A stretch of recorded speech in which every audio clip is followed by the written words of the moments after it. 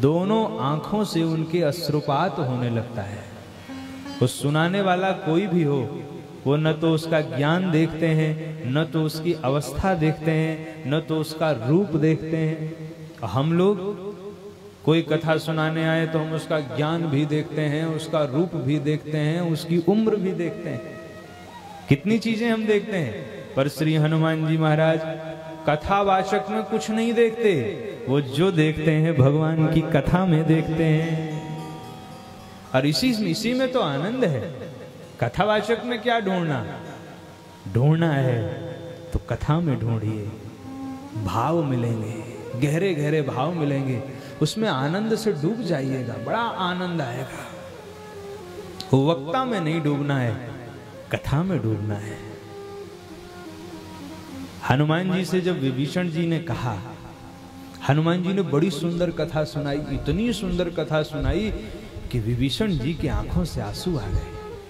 विभीषण जी ने कहा, महाराज आज तक मैं इतना बड़ा हो गया, लेकिन मैंने अपने जीवन में ऐसा वक्ता नहीं देखा।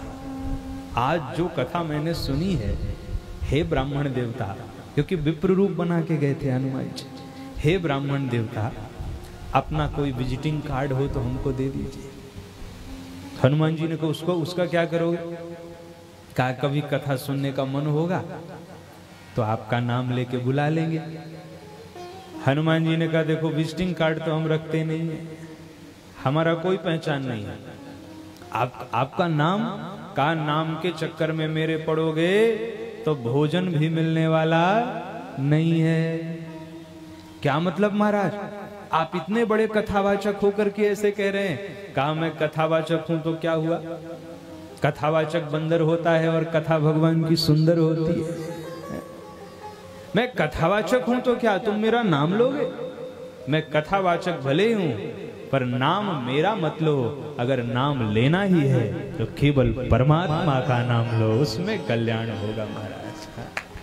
नाम तो भगवान का सुंदर है, और मेरा अगर नाम लिया तो प्रात ले जो नाम हमारा, प्रात ले जो नाम हमारा, तेहि दिन ताहि न मिले आहारा, तेहि दिन ताहि न मिले आहारा, प्रात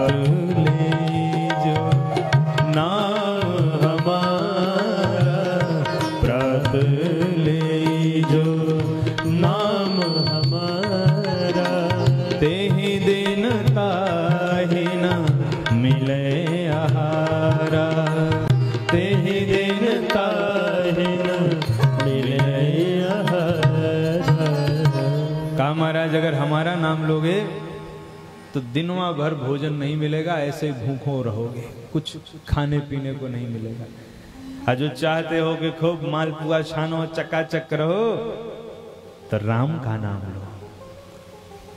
इसलिए हनुमान जी जैसे श्रेष्ठ संत से आप सीखिए।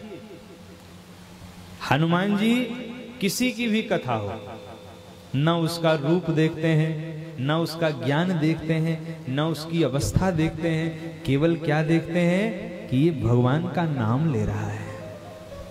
इसीलिए श्लोक में लिखा, यत्र यत्र रघुनाथ कीर्तनम, यत्र यत्र, जहां जहां रघुनाथ की कथा होती है, हनुमान जी महाराज ये नहीं देखते कौन कह रहा है। यत्र यत्र रघुनाथ कीर्तनम तत्र तत्र कृतमस्तकांजलिम वाष्प वारि परिपूर्ण लोचनम मारुतिम नमत राक्षसांतकम। जहां जहां भगवान की कथा हो, हनुमान जी की आंखों से आंसू बहने लगता है। और कहने वाला कोई भी हो, देखिए कृष्ण कथा की ये महिमा है, शिव कथा की ये महिमा है, राम कथा की ये महिमा है। गाने वाला सुंदर नहीं है, भगवान की कथा सुंदर है। और जो हमारे समाज ने इस बात को मान लिया तो निश्चय मानिए हमारा कल्याण हो जाएगा। हमको भगवान की कथा में सुंदरता को निहारना है। क्योंकि कथा कौन कह रहे हैं? अगर आप विचार कीजिए, अगर काग कोई कथा बोले, कौआ, अच्छा कौआ हमारे घर में जब बोलता है तो हम क्या करते हैं? कौआ कैसे बोलता है? काव काव, इतनी कर्कश आवाज। हम क्या कहते हैं?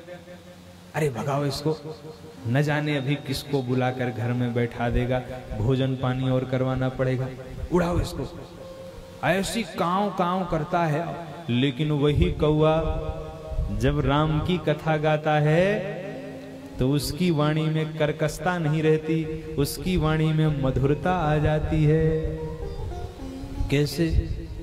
मधुर वचन तब बोले वो कागा, मधुर वचन तब बोले वो कागा, मधुर वचन तब बोले वो कागा, मधुर वचन तब बोले वो कागा, मधुर वचन तब बोले कागा। कौवे ने मधुर वचन बोला।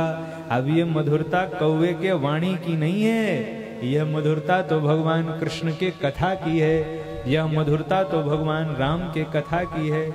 इसलिए एक चीज स्मरण कर लीजिए कि सुंदर है भगवान की कथा, सुंदर है भगवान का नाम। वक्ता में कुछ मत ढूंढिए, जो भाव ढूंढना है भगवान की कथा में ढूंढिए, क्योंकि कल्याण ये कथा करेगी। सिरिंज में दवा भर के लगाई जाती है ना, तो सिरिंज कल्याण करती है कि दवा? दवा करती है। सिरिंज से कुछ नहीं होता। सिरिंज तो एक माध्यम है कि वह दवा जो है आपके शरीर में पहुंच जाए। सिरिंज से कल्याण नहीं होगा। सुई जो होती है ना, सुई से कल्याण नहीं होता, दवा से कल्याण होता है। सुई उस दवा को आपके भीतर प्रविष्ट कराती। ऐसे ही हम कथावाचक हैं, हम केवल भगवान की कथा आपको सुनाने आए हैं। आपका भी कल्याण भगवान की कथा से होगा और मेरा भी कल्याण भगवान की कथा से होगा। केवल ठाकुर जी की कथा से ही हमारा कल्याण होगा। इसलिए क्योंकि ये कथा लाइव चल रही है, बहुत सारे भक्तजन इसे सुन रहे हैं, आप सबसे मेरा एक ही निवेदन है कि जब भी आपके गांव में कोई कथा हो, चाहे वह शिव कथा हो, कृष्ण कथा हो, राम कथा हो, कोई भी कथा हो, तो आप ये ध्यान दीजिए कि जो कथावाचक हैं वो शास्त्र की बात कह रहे हैं कि मन की बात कह रहे हैं।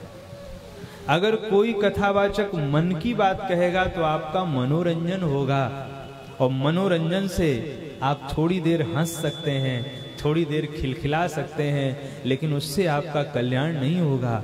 पर जब वक्ता शास्त्र की बात कहेगा तो उससे आपका मनोरंजन नहीं, उससे आपका आत्मरंजन होगा और उससे आपका परम कल्याण हो जाएगा।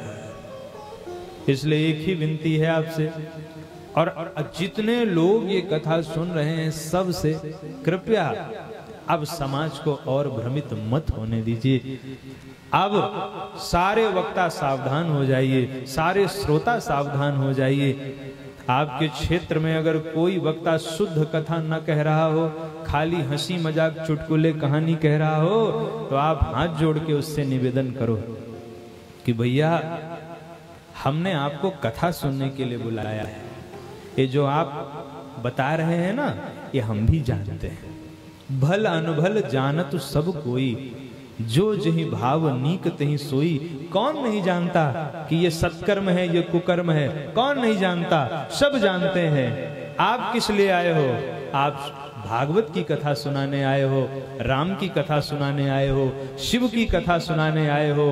तो हमें चुटकुले कहानी बहुत नहीं चाहिए, हमको केवल भगवान की कथा चाहिए। अगर सारे श्रोता आज सावधान हो जाएं भारत के, तो वक्ताओं में भी ये जो कुछ कमियां आ रही हैं, ये कमी समाप्त होगी।